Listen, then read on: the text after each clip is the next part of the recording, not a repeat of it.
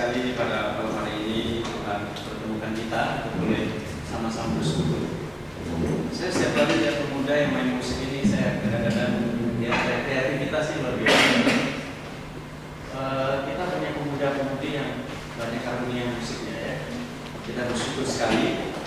Dan juga saya lihat tadi nada. Pertama kali mimpin nada. Ya saya lihat. Pertama kali lihat. Jason bisa main ini namanya apa? Oh, kontrabas. Hah? Kontrabas ya. Belajar sendiri atau les tuh? Oh iya. Les ya. Luar biasa. Oke, hari ini kita akan belajar satu bagian firman Tuhan, Matius 13 ayat 1 sampai ayat 23 ya, bukan ayat 1 sampai 2 ya. Eksposisi yang diberikan kepada saya. Saya mengajak kita untuk berdoa terlebih dahulu sebelum kita merenungkan bagian firman Tuhan ini ya. Bapa di surga, kami saat ini akan merenungkan sebagian firman-Mu melalui eksposisi Matius pasal 13 ayat 1 sampai 23. Satu bagian firman Tuhan yang cukup panjang, namun kami tahu bahwa Tuhan berikan kesempatan kami untuk belajar bersama. Kami mohon Roh Kudus boleh menerangi hati kami, pikiran kami, sehingga apa yang kami baca dan kami renungkan bersama dengan hamba-Mu, dan sungguh Tuhan boleh berbicara lewat kebenaran firman Tuhan. Terima kasih Bapa, kami akan bersama-sama mendengarkan firman Tuhan. Biarlah Tuhan menolong kami dari awal sampai akhirnya, pemberitaan firman Tuhan dan juga persekutuan kami serahkan dalam tangan-Mu Tuhan pimpin. Di dalam nama Tuhan Yesus kami berdoa. Amin. Di dalam Alkitab ini banyak sekali perumpamaan ya, khususnya dalam Perjanjian Baru ya, ada berpuluh-puluh kali perumpamaan yang Tuhan berikan ya. Oleh sebab itu hari ini kita akan merenungkan satu bagian firman Tuhan melalui perumpamaan tentang penabur. Mari kita baca bagian firman Tuhan ini. Matius pasal yang ke-13. Matius pasal ke-13 ayat yang pertama sampai 23. Coba kita baca secara bergantian ya, supaya kita boleh menyimak dan membacanya. Matius pasal 13 ayat pertama saya baca terlebih dahulu. Pada hari itu keluarlah Yesus dari rumah itu dan duduk di tepi danau. Maka datanglah banyak yang berbondong-bondong lalu menunggu dia, sehingga dia tahu dan duduk di situ. Sedangkan orang-orangnya semuanya berdiri di pantai. Dan dia mengucapkan banyak hal dalam perumpamaan kepada mereka. Katanya, adalah seorang penabur keluar untuk menabur. Orang yang menabur seperti yang jatuh di pinggir jalan, lalu menabur dan memakannya sampai habis. Sebagian jatuh di tanah yang berbatu-batu dan yang tidak banyak tanahnya, lalu benih itu pun segera tumbuh karena tanahnya tipis. Tetapi sudah matahari terbit, layu-layu dan dikering karena tidak berakar. Sebagian lagi jatuh di tengah semak duri, lalu makin besarlah semak itu dan menghimpitnya sampai mati. Dan sebagian jatuh di tanah yang baik, lalu berbuah. Ada yang 100 kali lipat, ada yang 60 kali lipat, ada yang 30 kali lipat. Siapa yang bertelinga, hendaklah ia mendengar. Maka datanglah murid-Nya dan bertanya kepadanya, mengapa engkau berkata-kata kepada mereka dalam perumpamaan? Jawab Yesus, kepadamu diberi karunia untuk mengetahui rahasia kerajaan surga, tetapi kepada mereka tidak. Karena siapa yang mempunyai kepadanya akan diberi, sehingga dia berlimpahan. Tetapi siapa yang tidak mempunyai, apapun juga yang ada padanya akan diambil daripadanya. Itulah sebabnya berkata-kata dalam perumpamaan kepada mereka, karena sekalipun mereka melihat tidak melihat, dan sekalipun mendengar mereka tidak mendengar dan tidak mengerti. Maka mereka adalah dua saya yang begini. Kamu akan dengar dan mendengar, namun tidak mengerti. Kamu akan melihat dan melihat, namun tidak menangkap. Sebab hati bangsa ini telah menebal, dan telinganya berat mendengar, dan matanya melekat tertutup, supaya jangan mereka melihat dengan matanya, dan mendengar dengan telinganya, dan mengerti dengan hatinya, lalu berbalik sehingga aku menyembuhkan mereka. Tetapi berbahagialah matamu karena melihat dan telingamu karena mendengar. Sebab Sebab aku berkata kepadamu, sesungguhnya banyak nabi dan orang benar ingin melihat apa yang kamu lihat, tetapi tidak melihatnya, dan ingin mendengar apa yang kamu dengar, tetapi tidak mendengarnya. Karena itu, dengarlah perumpamaan penabuh itu kepada setiap orang yang mendengar firman tentang kerajaan surga, tetapi tidak mengertinya. Datanglah si jahat dan merampas yang ditabur dalam hati orang itu. Itulah benih yang ditaburkan di pinggir jalan. Benih yang ditaburkan di tanah yang batu-batu ialah orang yang mendengar firman itu dan segera menerimanya dengan gembira. Tetapi ia tidak berakal dan tahan sebentar saja. Apabila datang penindasan dan penganiayaan karena firman itu, orang itu pun segera murtad. Yang ditaburkan atas bumi adalah orang yang mendengar firman itu, lalu kemudian dunia ini dan juga kekayaan menghimpit firman itu sehingga ia sama-sama. Yang ditaburkan di tanah yang baik ialah orang yang mendengarkan firman itu dan karena itu dia berbuat. Ada yang 100 kali, ada yang 60 kali lipat, ada yang 30 kali lipat. Ya, senang sekali firman Tuhan yang kita baca ini. Satu rangkaian firman Tuhan bicara perumpamaan. Nah, ini bicara tentang suatu saat dikatakan Tuhan Yesus itu keluar dari rumah dan dikatakan dia duduk di tepi danau.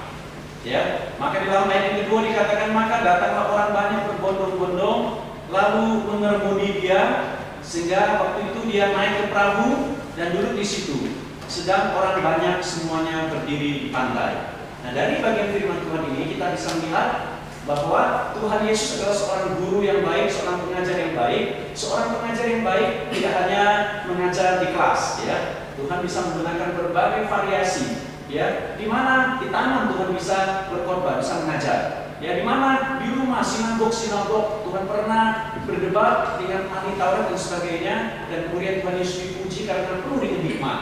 Ya, Tuhan Yesus bisa ketika berjalan-jalan, Tuhan Yesus bisa berbicara, memberikan pengajaran. Masih ingat waktu Tuhan Yesus bangkit, ada orang yang di Emmaus, 2 orang di Emmaus, gitu ya. Nah, Tuhan Yesus juga memberikan pengajaran. Dia tidak tahu tadinya itu yang dia bicara dengan Yesus, tapi Yesus datang dan kemudian berbicara tentang kebenaran. Dan Yesus di saat ini dikatakan dia di mana? Dia mengajar. Dikatakan dia keluar dari rumah. Duduk di mana? Duduk di tepi danau. Dan kemudian dia katakan dia berdiri di pantai. Orang banyak berdiri di pantai. Lalu Tuhan Yesus dikatakan dia banyak orang mengurmuni dia. Dan Tuhan Yesus memberikan satu perumpamaan tentang penabur.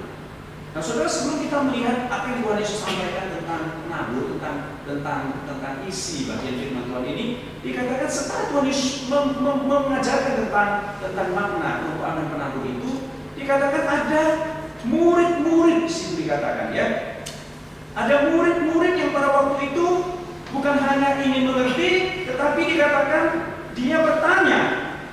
Ya, dia bertanya, ingin mengerti dan juga ingin supaya menolong orang lain untuk mengerti. Dia bertanya kepada siapa? Yang memberikan pengajaran penabur. Bertanya kepada Yesus. Dan Yesus pada waktu itu mengajarkan tentang perumpamaan. Dan dikatakan di sini apa? Ada murid-murid yang ingin mengerti. Nah, saudara, ini tentu penting, ya. Kalau ada seorang guru yang mengajar, mesti di dalamnya ada murid. Murid, bagaimana sikap seorang murid? Dia harus punya satu kerinduan untuk mengerti. Ya. Nah, pada waktu Tuhan Yesus menyampaikan perumpamaan ini, saudara, ada murid-muridnya di sana. Ada orang-orang berbondong, tapi di sini yang bertanya siapa? Yang tanya dikatakan muridnya. Kenapa dia bertanya? Ada satu kerinduan untuk mengerti. Ya, jadi bukan hanya mendengar, tapi ada satu kerinduan untuk mengerti. Nah, ini saya pikir ini penting, ya. Hari ini bagaimana kita? Kita datang ke gereja untuk apa? Ya, apakah kita sungguh-sungguh untuk mendengarkan firman Tuhan? Ya, datang gereja kita ini hanya kita ingin berjumpa dengan seseorang. Apakah kita datang gereja ini hanya ingin berjumpa dengan pendetone karena barusan dibesuk oleh pendetone, ya? Kalau nggak datang, nggak enak. Atau datang ke gereja atau persekutuan karena ingin bertemu dengan Lause Andri. Lause Andri tadi lupa loh mau kasih sesuatu ini. Kan hari Sincia ini angpau lupa ya. Saya mau bertemu sesuatu gini, ya. Atau apa gitu, saudara? Atau kita bertemu dengan teman-teman kita ini. Ada satu kelompok community, ya. Kita ada janjian ini. Nah, saya saya datang ke gereja ini, saya datang ke persekutuan ini. Nah, tujuannya yaitu ternyata saudara sekalian, tujuan yang paling mulia, yang paling tinggi ketika kita datang dalam satu persekutuan, ingat, apalagi kita membaca firman Tuhan ya, harus firman Tuhan yang harus kita dengar. Di mana kita ingin belajar, bukan hanya kita mendengar, tetapi dikatakan berusaha untuk mengerti. Nah saudara, ini suatu langkah yang bagus, suatu usaha, suatu sikap yang bagus di dalam Tuhan. Kemudian maju lagi saudara sekalian, murid-muridnya ternyata bukan hanya untuk berusaha untuk mengerti sendiri, tetapi dia ingin menolong orang lain. Dia bertanya kepada Tuhan supaya orang lain itu juga bisa mengerti bagian firman Tuhan. Nah ini penting ya. Orang Kristen tidak boleh hanya diri sendiri itu kenyang. Ya tahu ya, kalau saudara makan diri sendiri kenyang, rasanya cukup kan? Wah cukup puas. Kalau saudara sudah berkeluarga, saudara tahu nggak? Kalau sudah berkeluarga harus mikirkan, nggak boleh sendiri.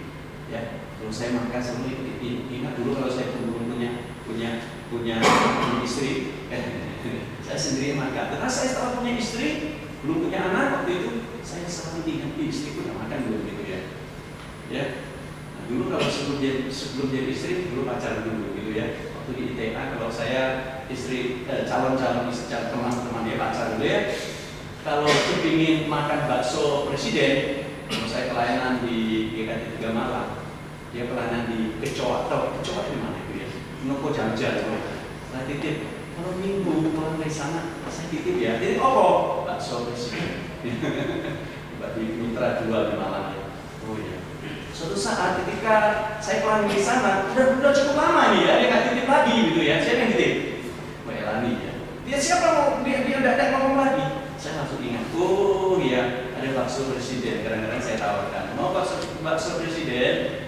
Dia bilang ya. Gitu. Saudara, nah setelah kita sudah menikah begitu ya, saudara sekalian, yang kadang saya bisa muncul ingat, oh ya saya makan. Saya ingat ini, bukan bakso presiden, udah makan belum gitu ya, saudara. Ini penting, sikap ini ya. Setelah saya punya anak, saudara, bukan hanya saya makan, istri saya makan, saya harus rumah, harus siap ada makanan nggak untuk anak saya. Saudara, pagi-pagi kadang-kadang istri saya sibuk sekali, saya lihat dia siap mengajar. Kadang saya agak luang, saudara. Saya yang ini, ya. Saya kadang-kadang bantu ngurus anak. Tahu nggak, kebaikan doa pagi di gereja kita ini Senin, Rabu, dan Jumat. Ya, kalau Senin, Rabu, Jumat aja yang berdoa pagi ya. Istri saya ngurusin anak, persiapan makan, mengantar anak sekolah.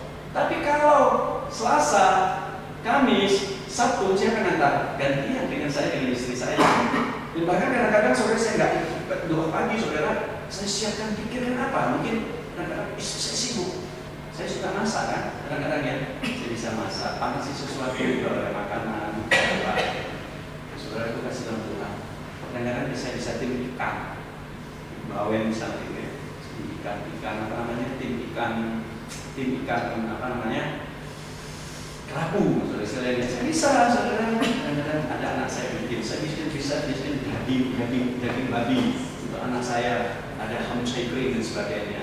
Jadi sudah lihat tahu. Ada masakan bersih Kalimantan. Nah saudara, ini saya ingin menyampaikan bahwa ketika kita ingin mendapatkan sesuatu, kita diberkati oleh Tuhan, kita perlu belajar memikirkan orang lain. Murid Tuhan kita bersyukur kita belajar di situ, bahwa setelah dia ingin berusaha mengerti dan dia bukan hanya mendengar tapi dia mengerti, ternyata dia ingin bertanya supaya apa? Supaya Tuhan Yesus bisa menjelaskan sesuatu dan orang lain juga bisa diberkati oleh Tuhan. Nah saya pikir adalah sikap anak-anak Tuhan, ya. Kalau saudara sudah percaya pada Tuhan, ajaklah orang-orang itu percaya. Kalau saudara mengerti bagian firman Tuhan, ada orang yang tidak mengerti bagian firman Tuhan, tolonglah mereka. Ya, tanya kepada Bapak Andri, tanya Pak Cai, tanya rekan-rekan yang lain, ya. Kemudian Tuhan yang lain, ada sesuatu bisa didapatkan, itu bisa di-sharingkan pada orang lain, dan supaya mereka pun sama-sama diberkati dan bisa mengerti firman Tuhan. Ya, ini kita lihat. Kita bisa lihat eksposisi dari bagian firman Tuhan ini, ya. Kemudian, saudara, apa yang kita lihat lagi, saudara sekalian, ya? Di dalam ayat yang selanjutnya, kemudian ayat yang 11, ya. Ayat yang 11 sesuatu hal yang indah sekali yang dikatakan. Apa yang dikatakan di sini, ya? Ayat 11, saudara perhatikan di sini dikatakan, Jawab Yesus, kepadamu diberi karunia untuk mengerti rahasia kerajaan surga, tetapi kepada mereka tidak. Wah, perhatikan saudara. Ya, ayat 11 ini muncul satu kata yang seringkali membuat kita tercengang-cengang dan berpikir, loh, begitu ya. Kadang-kadang kita minta ini kita datang kepada Tuhan, bukankah kalau orang minta diajar, pasti Tuhan ajar, pasti Tuhan membuatnya mengerti. Tetapi Tuhan mengatakan apa? Ada orang yang mengerti rahasia kerajaan surga, tapi ada yang diberikan tidak mengerti gitu. Ini berbicara apa? Tentang predestinasi. Tahu predestinasi? Suatu otoritas, haknya Allah untuk menentukan kamu, bisa memilih kamu untuk mengerti, memilih kamu untuk diselamatkan, dan bahkan Tuhan berhak untuk tidak memilih kamu untuk selamat. Wah, ini sesuatu yang luar biasa. Jadi kita lihat kekristenan itu luar biasa, saudara. Jangan sampai kita berpikir, saya mau mengerti, pasti saya mengerti. Belum tentu. Ya, kita harus tidak boleh memaksa orang untuk membuat, memaksa Tuhan untuk membuat orang lain mengerti. Tuhan punya cara sendiri, Tuhan punya otoritas sendiri. Makanya kalau saudara kita bicara tentang keselamatan, bicara tentang apa, saudara? Keselamatan itu bicara orang pilihan, selamat. Orang yang Tuhan tentukan selamat, selamat, gitu ya. Ada ini menjadi penghiburan bagi orang-orang yang berpedi. Tahu ya, kita gereja kita ya. Itu baik nggak? Baik nggak? Baik. Menyampaikan firman Tuhan baik nggak? Baik. Memberikan penginjilan baik. Tapi saudara perhatikan, ada orang yang diinjili tetap tidak percaya pada Tuhan ini, tetap meraskan hati. Ya, kenapa saudara sekalian? Ini haknya Tuhan. Ya, kita nggak boleh menyalahkan Tuhan. Tuhan, kok kita sudah memberikan Injil, kita memberitakan Injil, kok orang tidak percaya, kok orang itu nggak bertobat begitu? Nggak usah menyalahkan Tuhan. Masalah orang itu bertobat atau tidak bertobat itu urusannya Tuhan. Tuhan punya hak. Kita tidak boleh memaksakan Tuhan, saudara. Yang paling penting tugas kita adalah apa?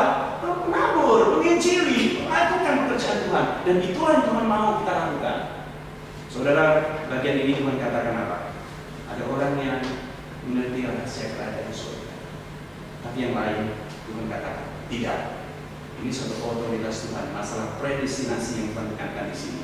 Ya, Tuhan itu ada hal yang mengajarkan kebenaran yang kadang-kadang kebenaran itu sangat jelas sekali sehingga orang itu bisa mengerti. Ya, tapi ada kebenaran yang Tuhan ajarkan kepada mereka, dan ajaran itu adalah tidak sesuatu yang tidak gampang dimengerti oleh orang lain. Tapi inilah caranya Tuhan. Tapi dalam ayat 12 saudara perhatikan ya, ayat 12 saudara perhatikan di sini katakan apa? Karena siapa yang mempunyai kepadanya akan diberi sehingga ia berkelimpahan. Tapi siapa yang tidak mempunyai, apapun juga ada yang padanya akan diambil daripadanya. Tolong perhatikan, orang yang mempunyai akan diberi. Nah, saya melihat ada beberapa tafsiran di sini berbicara tentang orang yang mempunyai akan diberi. Artinya apa? Orang yang sungguh-sungguh tinggal lagi dengan firman Tuhan katakan, orang yang sungguh-sungguh mencari dia akan mendapatkan. Orang yang sungguh-sungguh mengetuk pintu dia akan dibukakan. Orang yang sungguh-sungguh punya satu kerinduan untuk mengerti firman Tuhan. Kalau kita sungguh-sungguh punya kerinduan, saudara, saya yakin saudara, bagian firman Tuhan juga Tuhan janjikan akan diberi pengertian oleh Tuhan. Saudara, ini sesuatu hal yang indah sekali.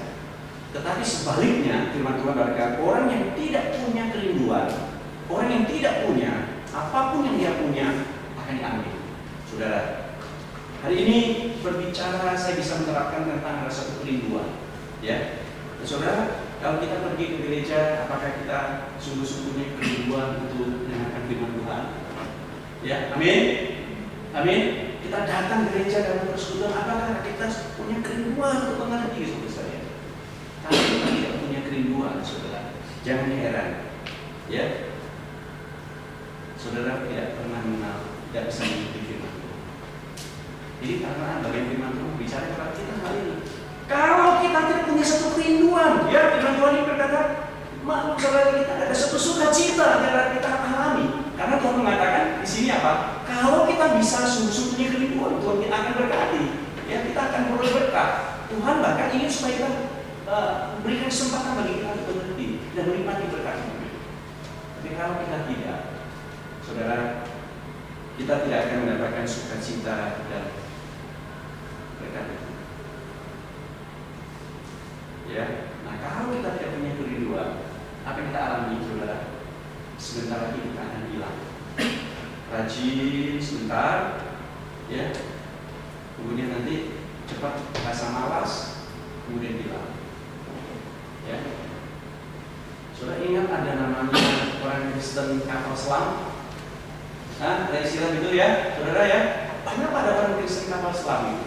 Waktu Natal dia datang, dia muncul ya.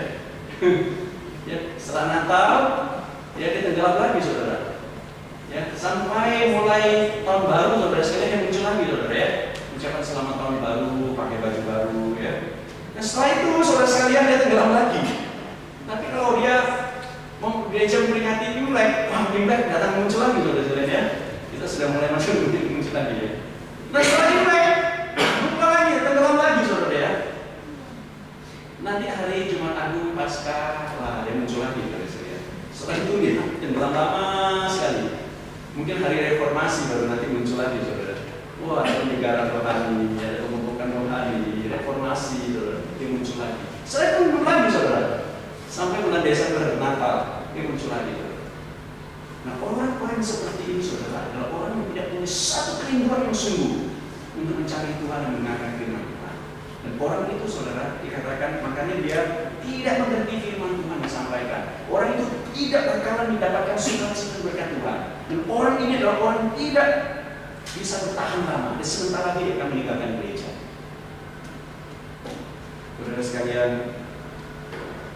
Tuhan ingin bicara kepada kita, mengajar kepada kita ada sesuatu hal yang rohani, ya, saudara ya. Kalau hari ini kita bersekutu dalam suatu komunitas rohani, kita ingin mendengarkan firman Tuhan adalah bagian rohani, saudara. Sesuatu yang berbicara rohani ini, dia hanya dua, saudara. Kalau dia tidak maju, dia mundur, ya. Sesuatu rohani tidak bisa berdiam diri, ya. Seseorang tidak bisa memposisikan dirinya netral kalau bicara tentang rohani. Dia maju, dia punya semangat rohani untuk Tuhan, atau dia mundur, ya. Ini ya. Apakah dia mendapatkan berkat Tuhan melalui makna rohani atau dia tidak mendapatkan? Itu aja.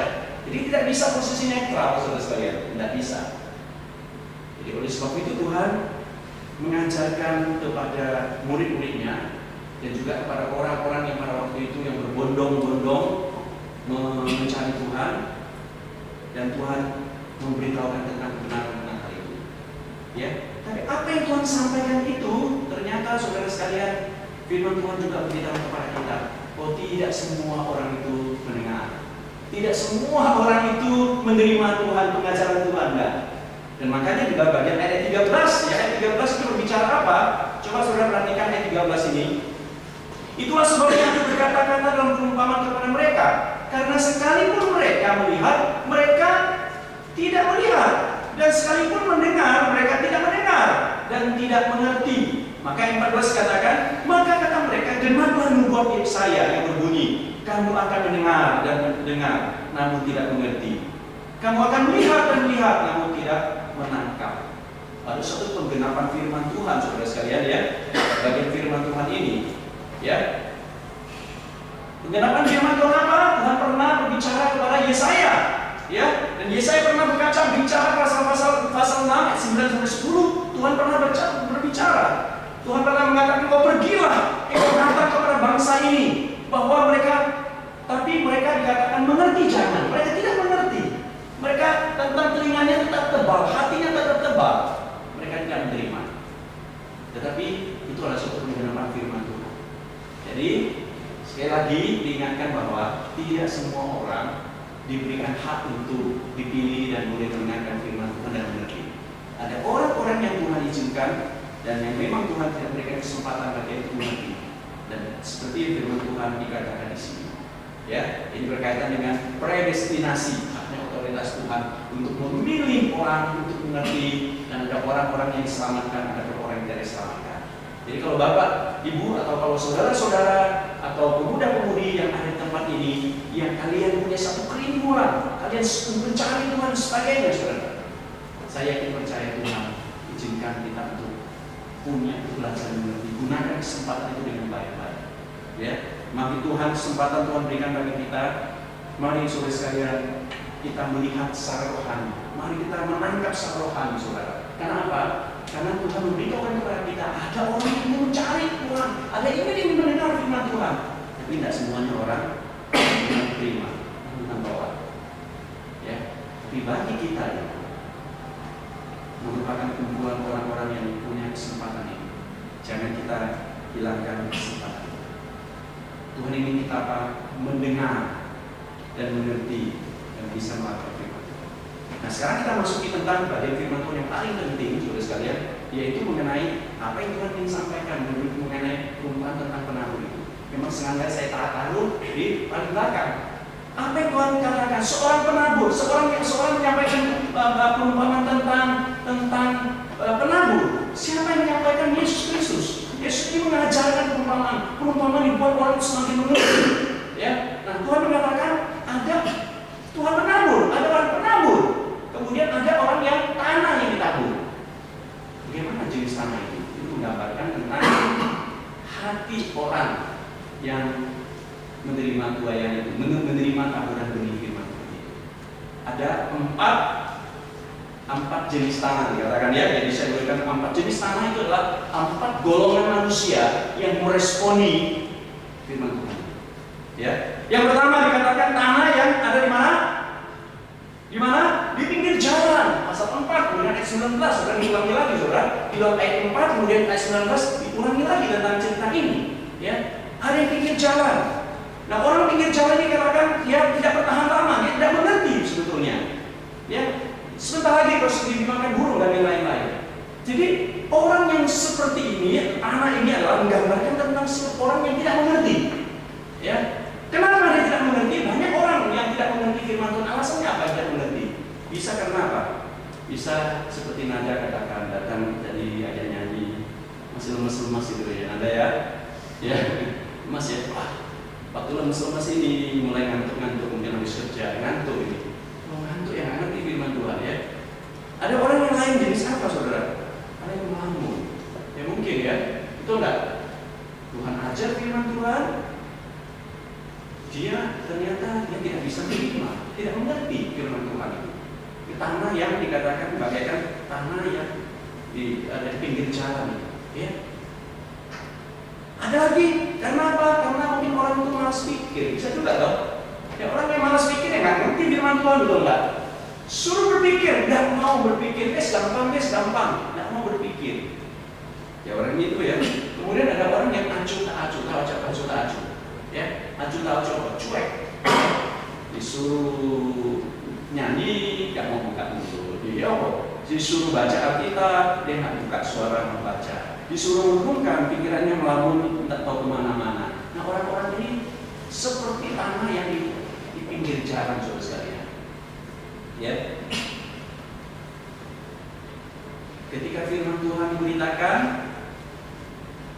ya, dia tidak fokus, kemudian gampang hilangnya. Nah kesempatan waktu itu masih ingat Tuhan bekerja, siapa juga bekerja? Siapa bekerja? Iblis juga bekerja. Saudara jangan pikir wah Tuhan bekerja. Iblis apa? Iblis tidur, tapi enggak. Iblis bekerja. Saudara, ketika firman Tuhan diberitakan, iblis juga bekerja. Makanya aktif juga bekerja supaya apa? Supaya orang firman Tuhan disampaikan itu kalau bisa tidak dimengerti. Dia paling senang iblis itu. Nah, saudara tipe yang tanah yang di pinggir jalan itu adalah menggambarkan hati orang yang unresponsive. Ya, orang-orang yang tidak lagi respon terhadap firman Tuhan. Ya, siapakah orang-orang ini? Mudah-mudahan pemuda-pemudi di sini tidak ada orang seperti ini ya. Amin. Ya, kita tidak mau seperti ada sikap hati seperti orang ini ya. Ya. Terus yang kedua, dikatakan apa? Benih ditabur di mana? Di mana? Tanah yang berbatu-batu ya. Yang ayat 5 sampai 6, kemudian ayat 20 sampai 21 kembali lagi ditekankan di situ ya. Ini ya. Ini artinya apa? Ayat dikatakan nggak bisa bertumbuh di batu-batu itu, terhimpit, dia nggak bisa tumbuh. Ya. Nanti menggambarnya apa, saudara? Gambarnya ada orang-orang yang mendengarkan firman Tuhan yang dia terima, ya, yang dia dengar, dia terima dengan gembira luar biasa, ya. Tapi Bahkan dikatakan ada penganiayaan datang, habislah dia ya. Ini dijelaskan kalau ada penganiayaan lalu dia tinggalkan Tuhan, lalu dia murtad. Orang-orang ini dia tidak berani untuk menerima tantangan jalan salib. Dia tidak berani menerima tantangan penderitaan. Ya. Nah, orang-orang ini adalah katakan ada penganiayaan, gampang hilang, gampang murtad. Saya mau tanya, orang Kristen bisa murtad nggak? Orang Kristen bisa murtad nggak? Orang Kristen yang sungguh-sungguh bisa murtad nggak? Aduh, Mas Andri.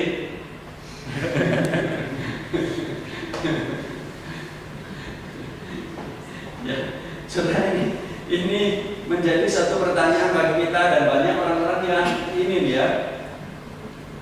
Kalau orang yang murtad itu orang itu beriman, beriman nggak? Beriman nggak?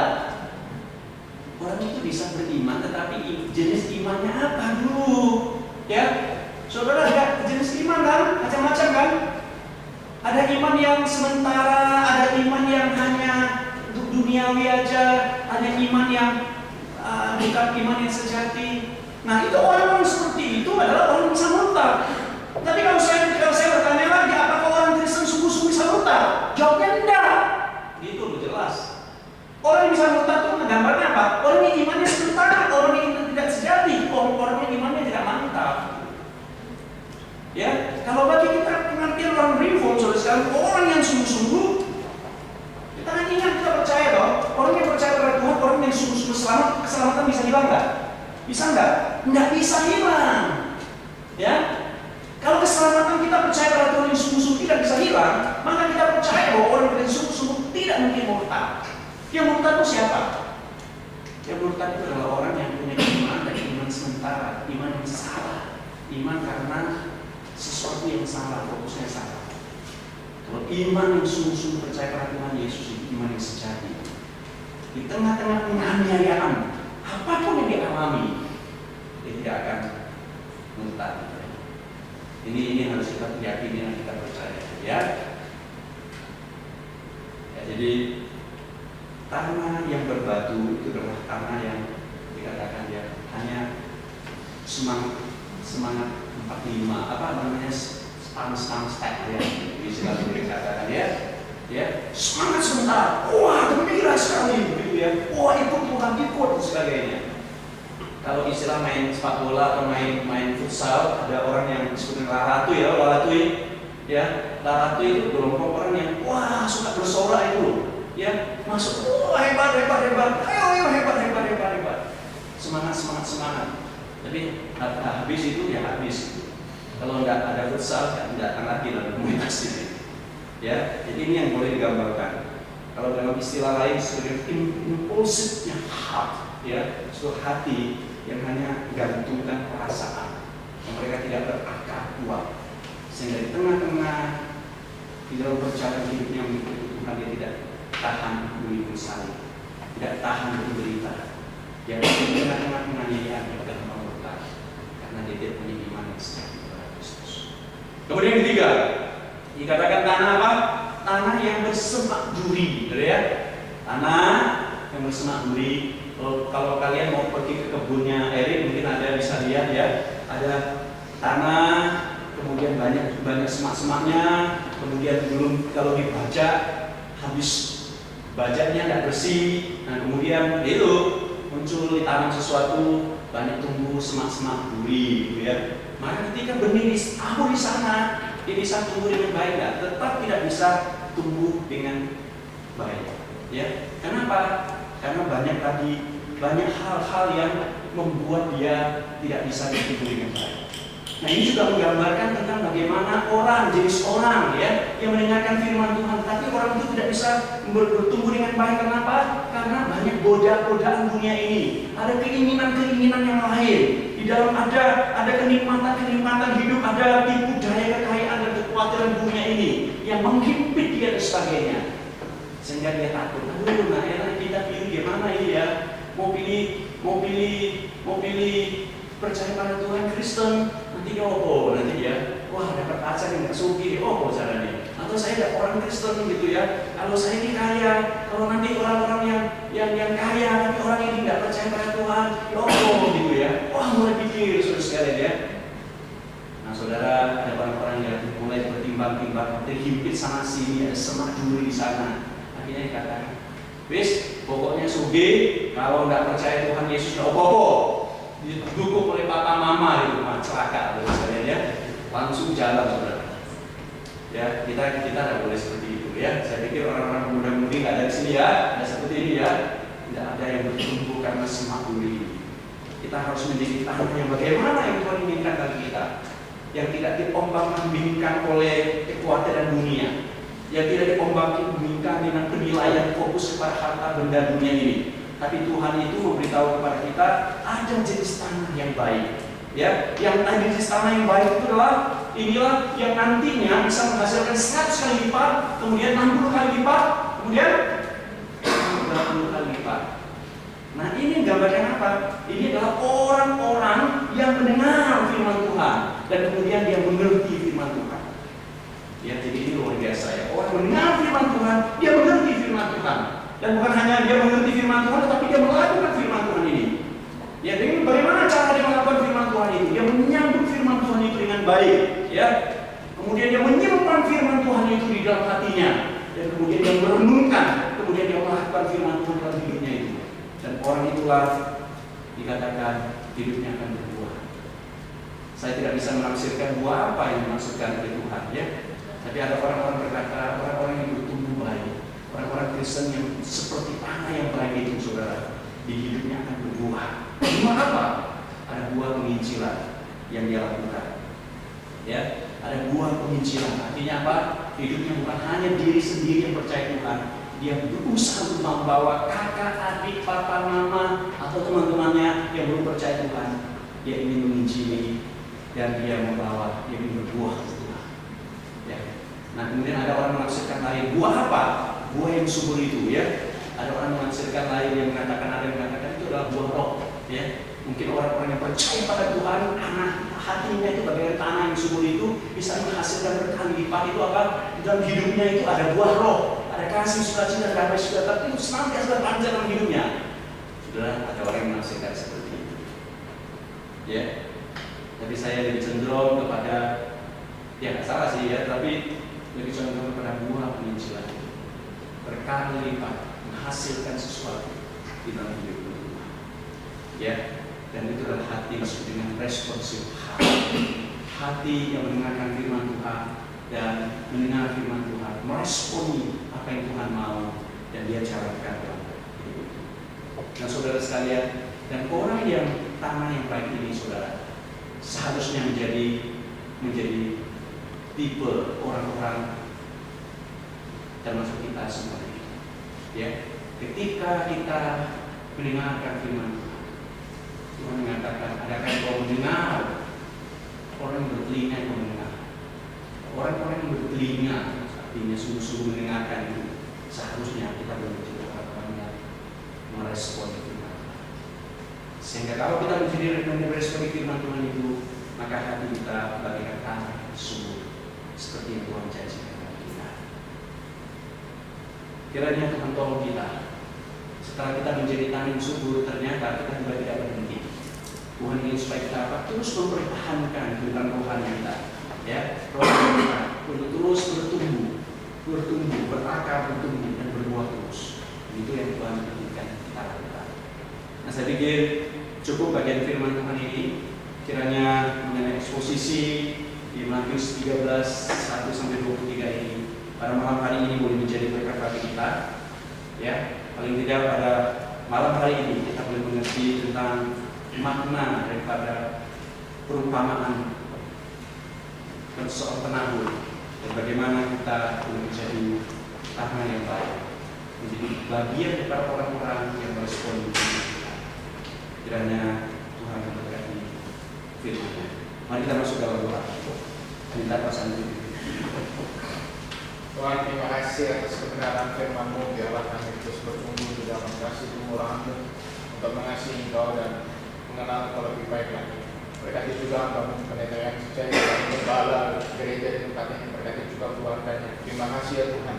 Kami bersyukur untuk ini semua. Demi Yesus kami berdoa. Amin. Amin. Oke, terima kasih. Saya serahkan kepada Saudara.